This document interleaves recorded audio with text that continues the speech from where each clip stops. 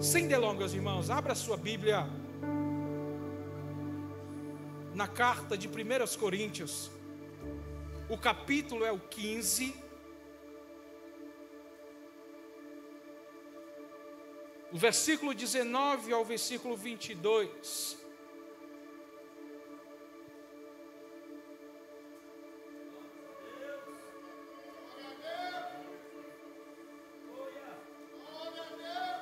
Ele está aqui, irmãos. Ele está aqui.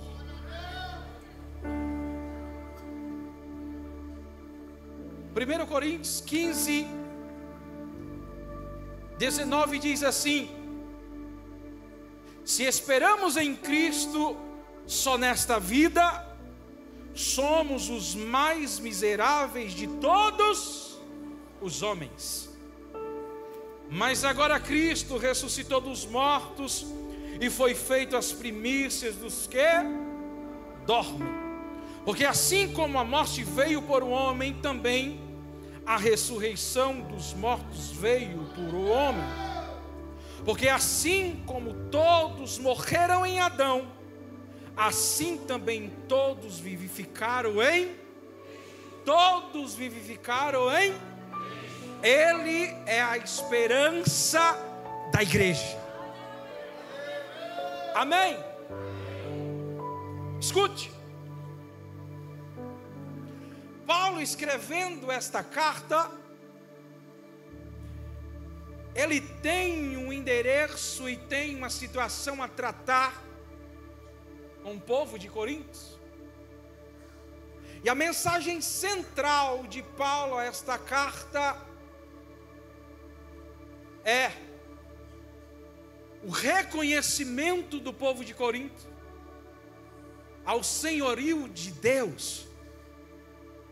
Paulo estava escrevendo aos coríntios para que eles o reconhecessem Deus como seu único Salvador, Senhor, Rei. E para reconhecer alguém, não se reconhece, não se confessa somente por boca. O reconhecimento e a adesão que temos ao reino e ao Rei dos Reis parte de uma postura, parte de uma conduta, parte de um comportamento. E Paulo, escrevendo esses 16 capítulos aqui, ele vai abordar alguns pontos, por que não dizer 5 principais pontos aqui em Coríntios. O primeiro ponto era a unidade da igreja, a unidade cristã, porque sem unidade, sem reconhecimento. O próprio Cristo diz: vocês querem ser reconhecidos e querem que o meu nome seja visto e reconhecido lá fora? Ame o próximo, porque esse amor fará com que vocês sejam reconhecidos. Então Paulo trata no primeiro ponto sobre a unidade, a união cristã. O segundo ponto, Paulo vai tratar sobre a moralidade social. Paulo aqui está advertindo o povo de Corinto a eles serem separados, irrepreensíveis, não terem as mesmas condutas da sociedade. Assim, o povo ou a sociedade entenderia que eles eram separados por Deus. O terceiro ponto fala do comportamento social das mulheres. Paulo estava orientando como as mulheres deveriam se portar, se comportar, tanto em casa quanto no culto. Esse é o terceiro ponto. O quarto ponto, Paulo vai tratar sobre os dons espirituais, e isso é muito lindo. Eu gosto muito de ler a respeito disso. Também vai falar sobre o amor, não somente fraternal, quanto o amor ágape. Mas aí ele vem falar sobre os dons espirituais, é bem profundo. Paulo vai, a cada ponto desse, ele vai se aprofundando. E o último ponto que Paulo vai tratar é sobre a ressurreição. Aí ele pegou um abacaxi grande, porque o povo era doutrinado e não reconheciam e não acreditavam na ressurreição. É tanto que no versículo 35, Paulo vai dizer assim: mas alguém dirá, como ressuscitarão os mortos? E com que corpo eles virão? O povo não entendia. É interessante que, acredito eu, que esse capítulo 15 é um dos maiores capítulos desta carta. Não sei, os irmãos que leem mais que eu, talvez possam me responder. São 58 versículos, falando sobre algo muito profundo. E Paulo vai encerrar falando sobre a ressurreição. E não há ninguém mais experiente do que Paulo para falar sobre isso.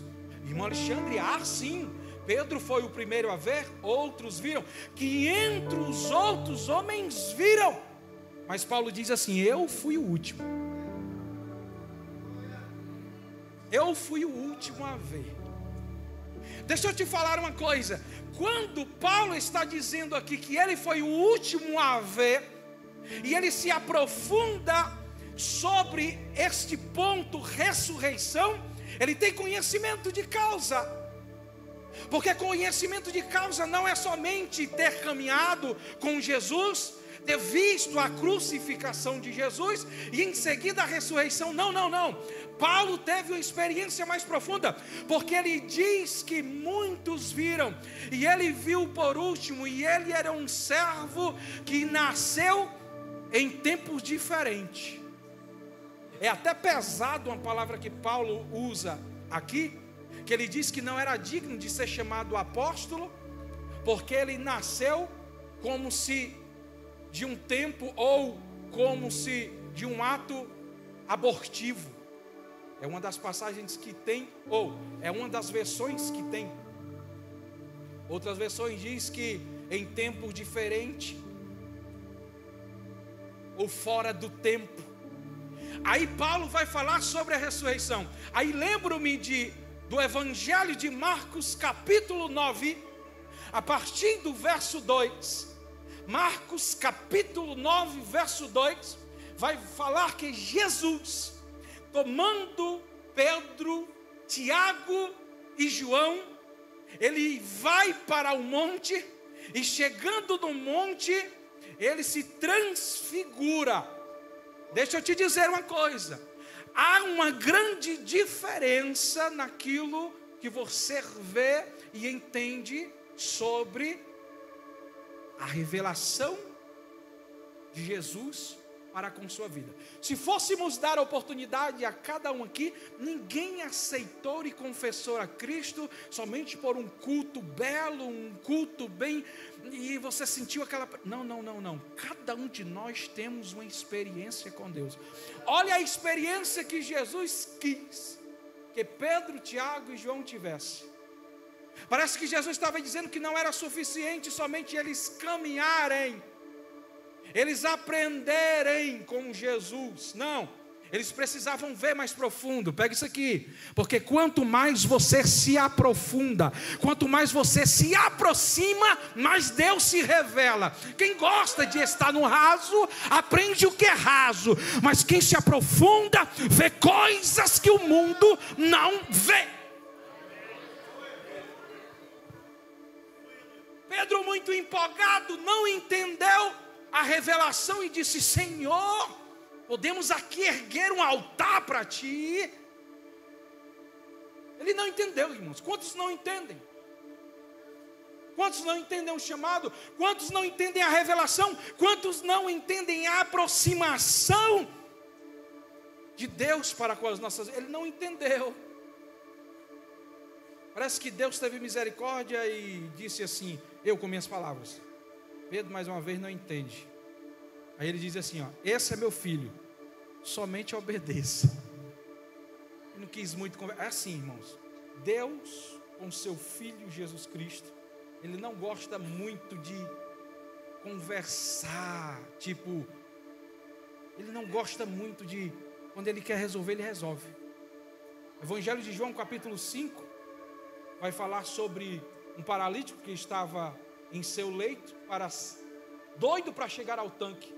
Jesus pergunta: o que queres que eu te faça? Ele quis conversar. E Jesus: não quero conversar não. Eu quero saber o que eu quero. Você quer o quê?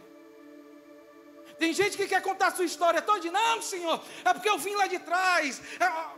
Gideão, o Senhor disse: tu é valoroso e tu tem poder. Não, eu não quero saber se tu é pequeno ou se tu não conhece. Eu estou vendo você por dentro. Enquanto você se preocupa com o que está fora, eu se preocupo com o que está dentro. Os irmãos estão entendendo? Eu gosto de corpo de obreiro assim, que eles não valorizam mensagem por conta do carimbo pastoral. É quem tem unção. Então, graças a Deus, vocês estão me descontando. Vamos seguir. Quando eu vejo Jesus ali, a palavra diz que ao seu lado estava Elias e Moisés, representando o quê? Lei e os profetas. Irmãos, quando entramos nesse tempo da graça, parece que 3 personagens importantes também estão em vitrine para que possamos entender o processo salvífico. Lá, Jesus, ele se transfigura, se apresenta ao seu lado Elias e Moisés, como ele estivesse dizendo: eu estou num centro, mas a lei, a palavra, há princípios, como também há manifestação. Vocês estão entendendo? A palavra, a lei, há princípios, mas também há manifestação. Há tempo de aprendizado, há tempo de ensino, mas também há tempo da manifestação. E agora parece que eu vejo aqui 3 personagens muito importantes, porque por meio deles nós começamos a entender a trajetória e o processo salvífico. Quem? Isaías, profeta messiânico, Jesus uma vez mais, e agora Paulo. Por que, irmão Alexandre? Isaías no capítulo 53, ele vai falar de algo tão profundo que nenhum dos profetas que passaram tiveram ou vivenciaram e revelaram algo tão profundo, tão forte. Tão forte. Quem encontrar bem rapidinho aí, mais rápido que eu.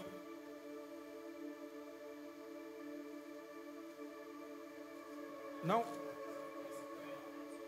Isaías 53, versículo 4 e 5 só. Ele diz assim, 4 e 5: verdadeiramente Ele tomou sobre si as nossas enfermidades e as nossas dores levou sobre si, e nós o reputamos por aflito, ferido de Deus e oprimido. Mas Ele foi ferido por causa das nossas transgressões e moído por causa das nossas iniquidades.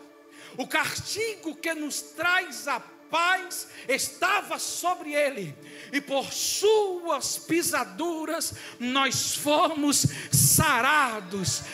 Oh, aleluia! O profeta nunca tinha visto, o profeta nunca tinha se alimentado, o profeta nunca passeou com ele, mas não houve nada mais profundo do que essa revelação.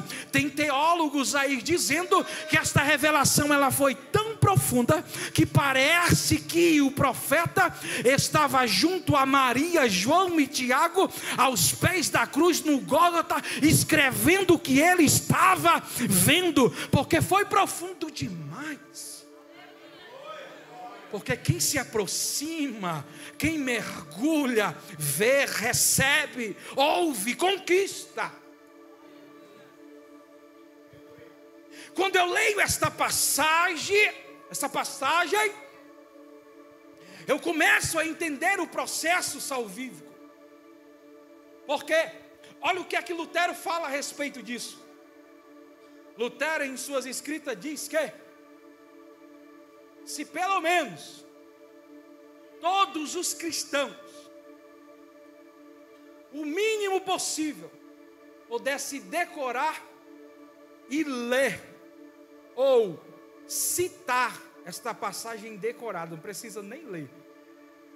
Lutero diz: se pelo menos todos os cristãos, o mínimo possível, pudesse saber decorado todo este capítulo, nós iríamos entender a profundidade do sacrifício de Jesus Cristo. Parece que esse povo que estava recebendo a orientação de Paulo estava no raso ainda, não estava entendendo a importância. Não é somente o sacrifício, mas sim a ressurreição. Não somente a morte, mas sim a vida. Porque Jesus, ele quebrou o tabu do primeiro homem e trouxe para nós uma nova esperança. O sacrifício de Jesus, ele atinge 3 esferas máximas da humanidade. Guarda isso. 3 esferas máximas. Qual? O sacrifício de Jesus, ele foi completo. Repita comigo: completo. O sacrifício de Jesus foi perfeito. O sacrifício de Jesus foi suficiente. Repita comigo: completo, perfeito, suficiente. Completo, perfeito, suficiente. Você não entendeu ainda o poder dessa palavra. O sacrifício de Jesus foi completo, perfeito e suficiente. O sacrifício de Jesus atingiu as 3 esferas que homem nenhum consegue alcançar. O sacrifício de Jesus foi completo, perfeito e suficiente. Aleluia!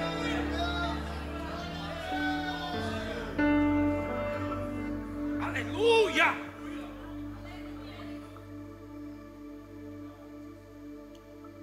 O sacrifício de Jesus foi completo.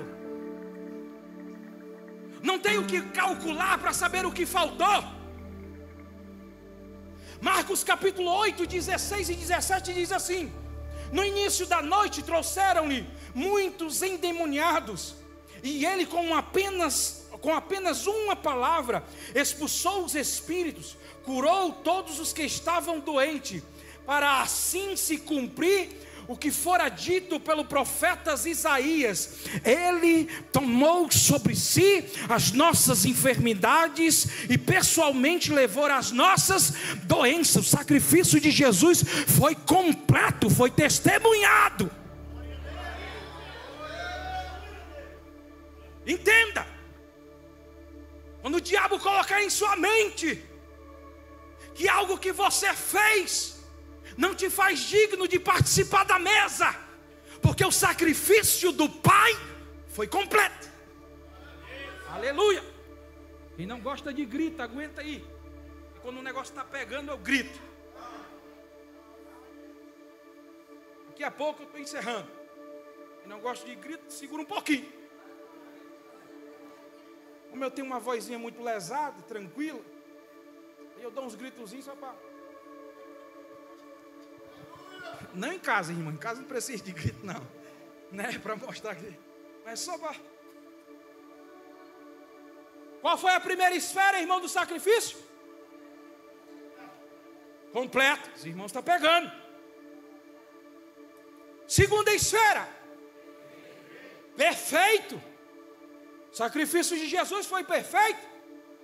Colossenses capítulo 2, versos 14 e 15 diz: havendo riscado a cédula que era contra nós, a removeu no meio de nós, cravando-a na cruz, e despojando os principados e potestades, os expôs publicamente, triunfando eles em si mesmo.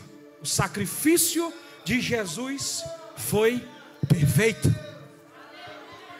Nem o inferno pode impedir o ato do sacrifício de Jesus, porque Ele foi perfeito, e aquilo que nós devíamos foi pago. Aleluia! Foi pago. Deixa eu te dizer, foi pago, irmão, não deve nada. Foi pago, não deve nada. Está difícil, não vou conseguir. Foi pago, não deve nada. A luta é grande, talvez eu não vá até o fim. Foi pago, não deve nada. Não aguento tanta perseguição. Foi pago, não deve nada. Eu não tenho força, quando penso que vou conseguir, eu caio. Foi pago, não deve nada. Alabraçou, anamanto queriaçou, alabrai, tocando, yamada, alavai, tocando, alabai, torrão, soia,